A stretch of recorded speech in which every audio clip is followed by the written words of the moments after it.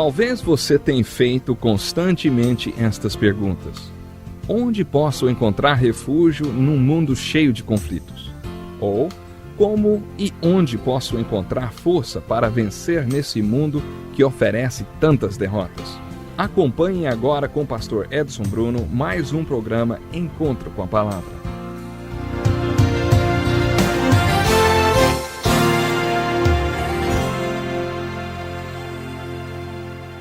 Aqui estamos nós para mais um encontro com a palavra. Bem-vindo para mais um estudo da Santa Palavra do nosso Deus. Esse é o mais importante estudo do mundo, porque nós estamos estudando o livro mais importante do mundo. Em nosso curso já estudamos até o livro histórico de 2 Samuel. Esse livro é quase todo dedicado às consequências dos pecados de Davi e como ele reagiu a eles e às suas consequências. Creio que os capítulos 11 a 18 sugerem que Davi nunca foi um grande homem de Deus até que reagiu à terrível realidade de que tinha pecado. O Salmo 23 é o preferido de muitas pessoas porque ele apresenta uma filosofia de vida completa. Quando você o entende, descobre que ele ensina a viver, ensina a morrer e a errar. Sua filosofia de vida não é completa se não mostrar como viver, como morrer e como lidar com os fracassos e erros durante a vida. Existem pessoas que não sabem como viver, outras que sabem como viver, mas não sabem como morrer. Outras ainda podem enfrentar a vida e a morte, mas não conseguem aceitar seus próprios erros. Para eles é absolutamente impossível lidar com o erro. Davi lidava com essas três coisas. O Salmo 23 nos mostra isso.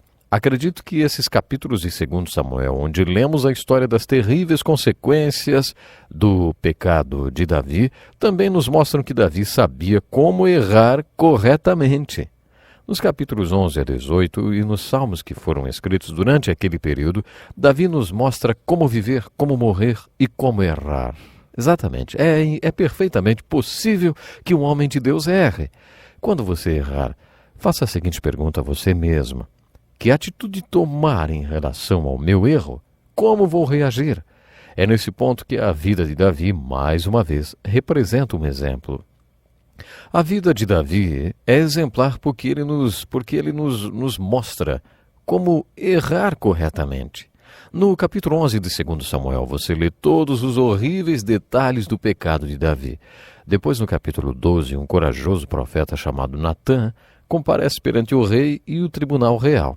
Naquela época era costume apresentar ao rei um conflito que estivesse acontecendo. Nesse tipo de tribunal, o rei também fazia o papel de juiz. Também era costume contar pequenas histórias. Assim, o profeta Natã contou uma história para esse tribunal real. Ele contou que havia um homem muito rico que tinha muitas ovelhas no seu rebanho. Em frente à sua casa morava um homem pobre que tinha apenas uma ovelhinha. Esse homem pobre amava sua ovelhinha. Ele era o animalzinho de estimação de seus filhos. Ela comia do seu prato e bebia do seu copo. O homem rico recebeu um convidado em sua casa e não queria matar nenhum de seus animais para oferecer ao convidado. Ele atravessou a rua e pegou a ovelhinha do homem pobre e a abateu para oferecer ao seu convidado. Quando Davi ouviu a história de Natã, disse: "Esse homem não é digno de viver, ele morrerá pelo que fez." Lemos então um texto muito conhecido de 2 Samuel. Natã aponta o dedo para Davi e diz: "Você é esse homem. É de você que eu estou falando. Você é rei de Israel e tem tantas mulheres. Tem toda a riqueza que pertenceu a Saul, e Deus ainda te protegeu das mãos dele.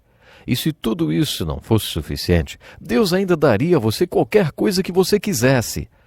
Mas Urias tinha apenas uma mulher, e você a tomou, e você o matou." Bem ali na frente de todo o tribunal, Natã confronta e acusa Davi do seu pecado.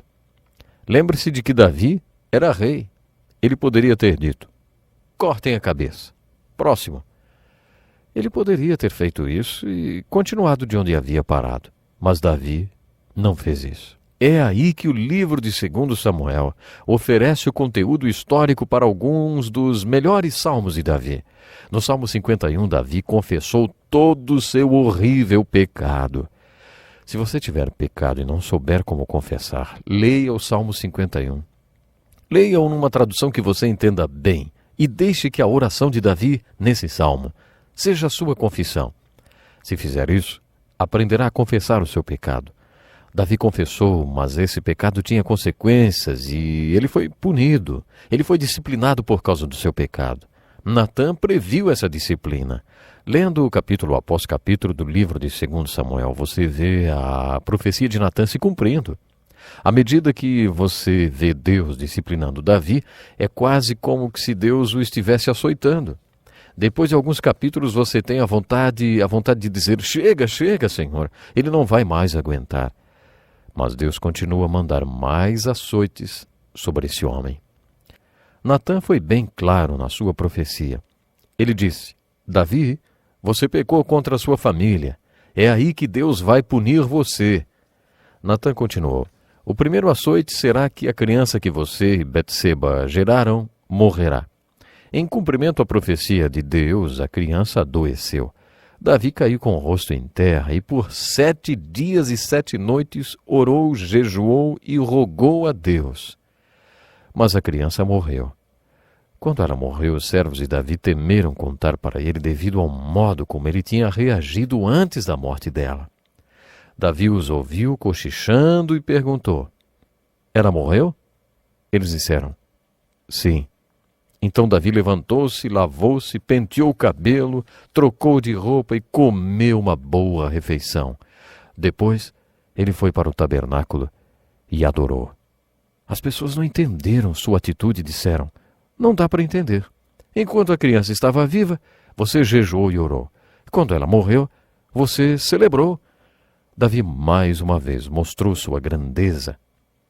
Ele disse: vivendo ainda criança, jejuei e chorei, porque pensava: quem sabe se o Senhor se compadecerá de mim, de modo que viva a criança? Mas agora que é morta, por que jejuaria eu? Poderei fazê-la voltar? Eu irei a ela, mas ela não voltará para mim. Esse texto é um grande consolo para qualquer um que tenha perdido um filho. Creio que essa história está nos dizendo que quando Deus leva a vida de um filho, não deve existir dúvida quanto ao destino eterno dessa criança. Davi expressou sua forte esperança quando disse: eu irei a ela, mas ela não voltará para mim. Como pastor, já dirigi mais de uma cerimônia fúnebre de criança e compartilhei com os pais essa história. Ela tem servido como consolo e esperança para aqueles pais. Quando você lê a história das consequências do pecado de Davi, percebe a grande diferença na sua reação quando da morte de seu filho Absalão. Quando Davi recebeu a notícia de que seu filho Absalão tinha morrido, sua dor não tinha limites. Ele disse repetidas vezes: meu filho Absalão, meu filho Absalão, meu filho Absalão. Quem me dera que eu tivesse morrido por ti, Absalão, meu filho, meu filho. Davi chorou tanto por seu filho que o seu general disse: acho que se Absalão tivesse sobrevivido e todos nós tivéssemos morrido, ele ficaria bem. Absalão tinha iniciado uma revolução contra seu pai, porque Davi reagiu de um jeito com a morte de Absalão e de outro com a morte de outro filhinho. Para mim a resposta é óbvia. Davi sabia para onde seu nenê tinha ido e ele sabia que iria encontrá-lo novamente. Eu acho que Davi não podia dizer a mesma coisa a respeito de Absalão. Acho que foi por isso que ele chorou tanto quando ele morreu. E as consequências continuaram pelo capítulo 13 em diante. Davi tinha um filho chamado Amnon e uma filha chamada Tamar. Amnon estuprou Tamar. Então o seu filho Absalão, que era a menina dos olhos de Davi, matou Amnon, seu irmão. Absalão então fugiu para salvar sua vida e tornou-se um foragido. Você está vendo as consequências do pecado de Davi em sua família? Quando lemos esses capítulos, torna-se impossível não perceber as terríveis consequências do pecado dele. Lemos que Davi desejou a companhia de seu filho Absalão. Ele teve saudades de Absalão, que teve que fugir depois que assassinou seu irmão Amnon. Finalmente, Absalão foi trazido de volta graças a algumas manobras por parte do general Joabe. Quando Absalão voltou, Davi cometeu outro grande erro. Ele não conseguiu perdoar Absalão completamente. Davi disse: torne para sua casa e não veja minha face. Com isso, Davi alienou seu filho Absalão permanentemente. Então Absalão iniciou uma revolução contra seu pai. Durante 4 anos, Absalão, que era tão bonito quanto Davi, estacionava sua carruagem último tipo junto aos portões da cidade. Quando as pessoas chegavam trazendo suas causas para serem julgadas pelo rei, Absalão dizia mais ou menos assim: olha, o rei não tem gente para atender vocês, ele não tem pessoal para ajudar vocês, mas se eu fosse rei, eu faria questão que suas causas fossem tratadas justamente. Quando as pessoas o reverenciavam, Absalão recusava a reverência e procurava mostrar humildade, apertando as mãos das pessoas. Ele fez esse joguinho político durante 4 anos e conquistou o coração de todo o país.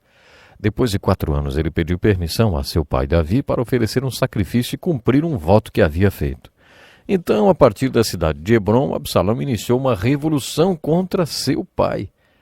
Davi viveu alguns dos dias mais difíceis de toda a sua vida quando soube que seu filho tinha colocado toda a nação contra ele. Quando você lê todas essas tragédias na vida de Davi, vê também a grandeza desse homem. Por exemplo, quando Davi estava partindo de Jerusalém, veio um homem chamado Simei, que passou a segui-lo pelo alto dos montes, amaldiçoando, jogando pedras e dizendo coisas horríveis sobre ele. Absai, um dos homens de confiança de Davi, disse: por que amaldiçoaria esse cão morto ao rei meu senhor? Deixa-me passar e lhe tirarei a cabeça. Teria sido fácil para Davi dizer: tudo bem, vá lá e faz isso. Mas Davi disse: deixa-o amaldiçoar. Talvez Deus o tenha mandado me amaldiçoar. Eu mereço. Deixa-o amaldiçoar. E assim, enquanto Davi saía do vale, esse homem o amaldiçoava e jogava pedras nele. Mais tarde, no livro de Reis, vemos que no seu leito de morte, Davi disse a Salomão: lembra-te de Simei? Eu, pelo Senhor, lhe jurei, dizendo que não o mataria a espada. Mas agora não o tenhas por inocente. És homem sábio, e bem saberás o que has de fazer. Salomão então mandou matar Simei. Naquele tempo os conselheiros eram pessoas muito importantes e valorizadas. Davi tinha um conselheiro chamado Aitofel, um homem muito sábio. Ele foi como um pai para Davi. Mas Aitofel traiu Davi e aconselhou Absalão a levar todas as mulheres de Davi para o terraço do palácio para forçar o seu pai a sair para lutar antes que estivesse pronto.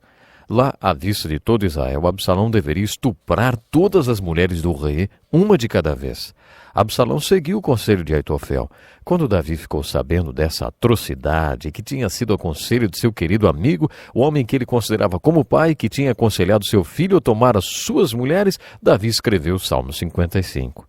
Leia esse salmo e veja como o coração de Davi estava cheio de horror, abatimento e angústia. Aquela notícia abalou seu coração. Apesar de tudo isso, Davi ainda teve uma incrível vitória militar. Mas antes de dar a estratégia de batalha às suas tropas, Davi os instruiu a não fazerem nenhum mal ao jovem Absalão. Creio que o último açoite de Deus sobre Davi foi quando ele soube que Absalão tinha sido morto na batalha. Talvez Davi soubesse que Absalão morreu em consequência dos pecados que Davi mesmo cometera, e por isso ele gostaria de ter morrido no lugar de Absalão. O que Davi nos mostra exatamente como lidar com o erro e o fracasso espiritual e moral. O segredo é confessar os pecados. Por isso, depois de tudo, temos as palavras do Senhor Jesus que disse: agora vá e não peques mais. Que lição importantíssima. Obrigado, pastor Edson Bruno. Prezado ouvinte, coloque em prática o que você ouviu aqui. Sem dúvida, sua vida será grandemente abençoada. Este é um estudo escrito pelo Dr. Dick Woodward, na voz do pastor Edson Bruno. Escreva-nos e solicite o material. Nosso endereço é Encontro com a Palavra, Caixa Postal 2011, CEP 89201-970, Joinville, Santa Catarina. Até o nosso próximo Encontro com a Palavra.